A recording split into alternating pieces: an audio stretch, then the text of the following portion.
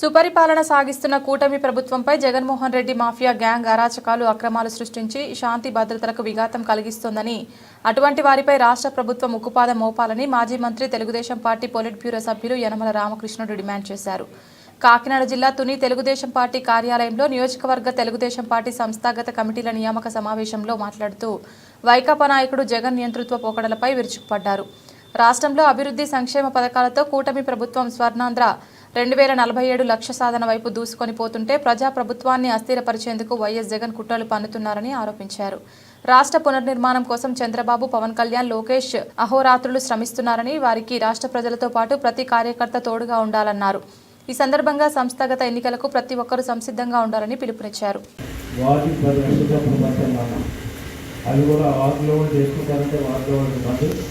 లేకపోతే కాంట్రాక్ట్ ఎవరికి కూడా ఇన్కమ్ లేదు, నాయకులు చెయ్యాలి, ప్రజలే చేసుకోవాలి. ఆ విధంగా ఏంటంటే మీ అందరికీ కూడా కొంత ఆర్థిక పరం రావాలి, ఆర్థిక స్తోమత రావాలి. ఆర్థిక స్తోమత మీతో పాటు ప్రజలు కూడా రావాలి. ప్రజలకు ఎట్లా వస్తుందంటే గవర్నమెంట్ ఇచ్చేటువంటి వెల్ఫేర్ స్కీమ్స్ కానీ, అదేవిధంగా మీరు చెప్పేటటువంటి ఇన్ఫ్రాస్ట్రక్చర్ అంటే రోడ్లు కానీ, కాలువలు కానీ, ఇవన్నీ కూడా లేబర్ కూడా సరిగ్గా పెట్టుకుని ఆ లేబర్తో చేసుకుంటే వాళ్ళ ఊళ్ళో వస్తే వాళ్ళకి కూడా ఆర్థికంగా ప్రమోషన్. అదేవిధంగా చూస్తే వాళ్ళకి ఎన్ఆర్ఈడీఎస్లో మొత్తం వేస్తారు, అదేవిధంగా రోడ్లో వస్తారు. అంటే మిషనరీని ఎక్కడ ఉపయోగించొద్దామా ప్రభుత్వాలే చెప్తే మనం కూడా మిషనరీ ఎక్కడైనా ఉపయోగిస్తే సీజ్ చేసే మనం చెప్పేది మిషనరీ అంతా కూడా. అంటే మిషనరీ చేయకూడదు, వాళ్ళే లేబరే చేయాలి. ఎందుకంటే వాళ్ళకి ఎంతో కొంత సంపాదన రావాలి. అదేవిధంగా ప్రజలకు ఈరోజు ఇందాక మా ఆనంద సాగు చెప్పినట్టుగానే సంక్షేమ పథకాలు చాలా పథకాలు వస్తున్నాయి. ఆ సంక్షేమ పథకాల ద్వారా వాళ్ళు ఆర్థిక అభివృద్ధి వాళ్ళకి రావాలి, ఆర్థిక స్తోమత పెరగాలి. అంటే ఒకటి ఆర్థిక స్తోమత పెరగాలి కూడా పేదవాళ్ళకి ముఖ్యంగా. అదేవిధంగా పార్టీ వాళ్ళు కూడా ఆర్థిక స్తోమత పెరగాలి. గ్రామాల్లో రోడ్లు బాగుండాలి, అంతా కూడా మౌలిక సదుపాయాలన్నీ కూడా చక్కగా ఉండాలి.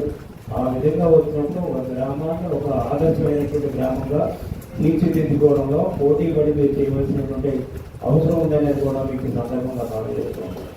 అంతేకాక సంవత్సరం అనంతరం మీకు పిలిచినట్టు వచ్చిన తర్వాత నేను ఆఫీసర్ని అడిగితే ఏ ఊళ్ళో పనులు బాగోలేదో ఆ ఊరికి అవార్డు కూడా ఇస్తాం, ఫస్ట్ సెకండ్ అవార్డు అని కూడా.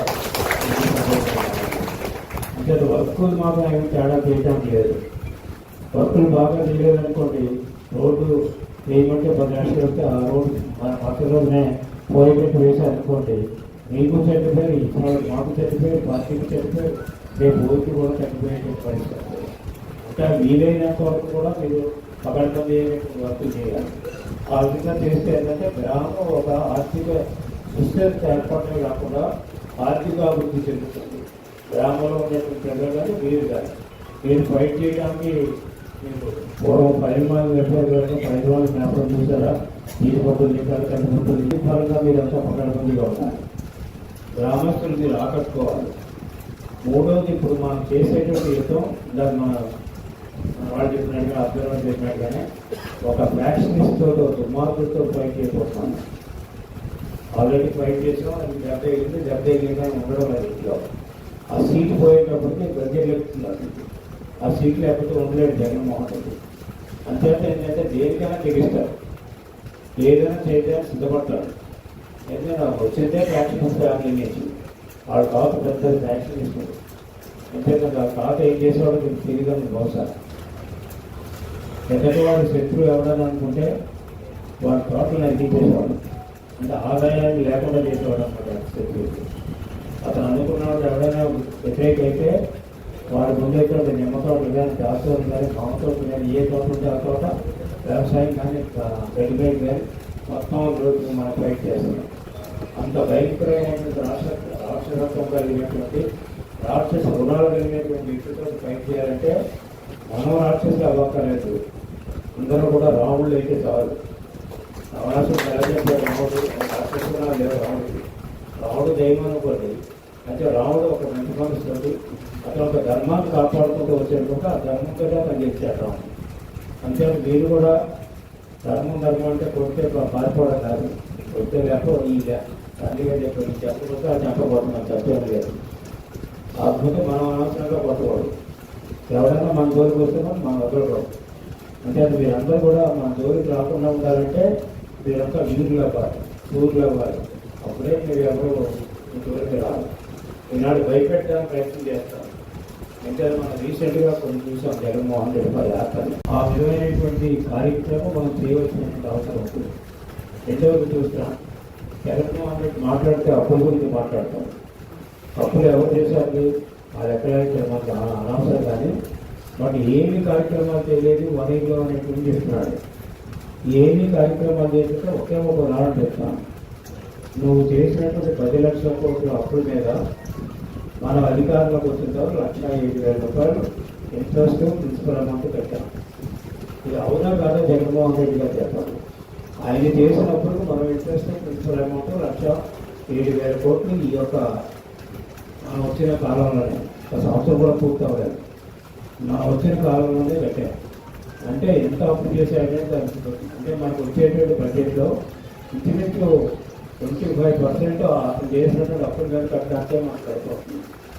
అదేవిధంగా ఈరోజు ఎన్ని స్కీమ్లు ఇచ్చారో మన సాగర్ చెప్పాడు.